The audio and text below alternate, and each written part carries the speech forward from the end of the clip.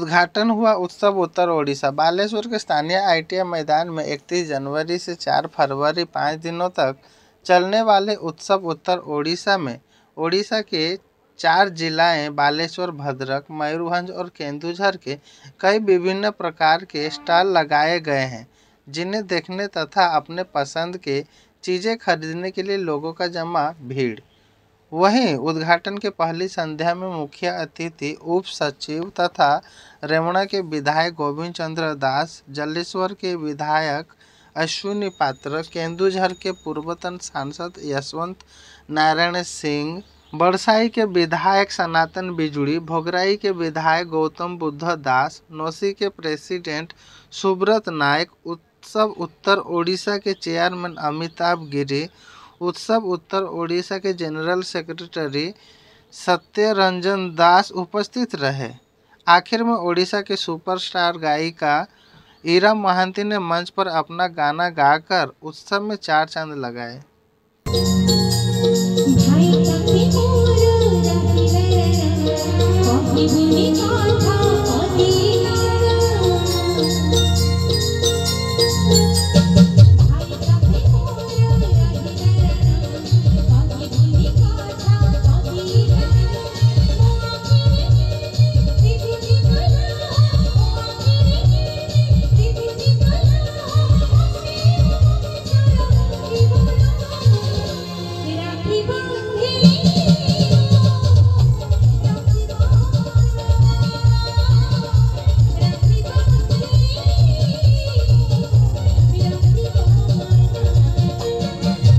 और भाषण बेसी नहीं, समस्ते अनेक कथा कही, मु खाली 2 पद रखी। निश्चित ये उत्तर ओडिशा जो कल्पना जो मैंने निश्चित से साधुवाद दौचु, धन्यवाद दौचु। ये जो प्रयास करा प्रथम वर्ष, ये वर्षटा प्रथम न हो, ये एक न हो, ये 100 वर्ष हो। प्रभु जगन्नाथ को आशीर्वाद करंतु एवं जो कथाटी समस्ते मंच रखी मुझे से कथा कहमी। जो भावना आमर गौतम भाई कहते, सनातन बिजुली भाई कहते, आम सरकार ये उत्तर ओडिशा जो कल्पना करते अन्य समस्ते कहते, किंतु तार वास्तव रूप आम सरकार दे सारी। तार जन सदस्य मान्यवर मंत्री पुष्पचंद्र महापात्र चेयरमैन अच्छा, आमर MP बालेश्वर अच्छा, आमर केउंझर MP अच्छा, बंधु मैंने अच्छा। निश्चित ये उत्तर ओडिशा केमती उन्नति हम, जो विभिन्न कथा केमती डेवलपमेंट हम, से आम सरकार चेष्टित अच्छी।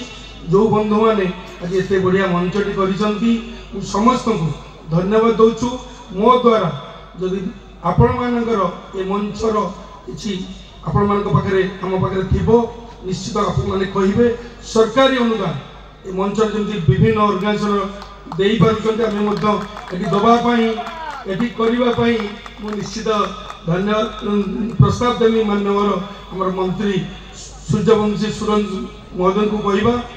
आज मु आशा करी आमर जो 4टी जिला बालेश्वर, भद्रक, मयूरभंज, केउंझर ये जो महापुरुष मानकर प्रतिमूर्ति अच्छी, आज 4 दिन बोधे 4टा मंच ना रही फकीर मोहन मंच से भाव में रु आशा करी।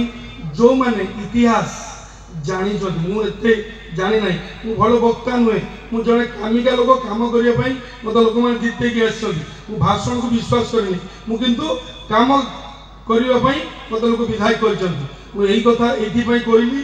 मु भल कम करने मत देते, किंतु ये मंच 100 वर्ष हो आमर अनुदान आमर सहयोग सरकार तरफ रही। समस्त को बहुत बहुत धन्यवाद दे वक्तव्य। धन्यवाद।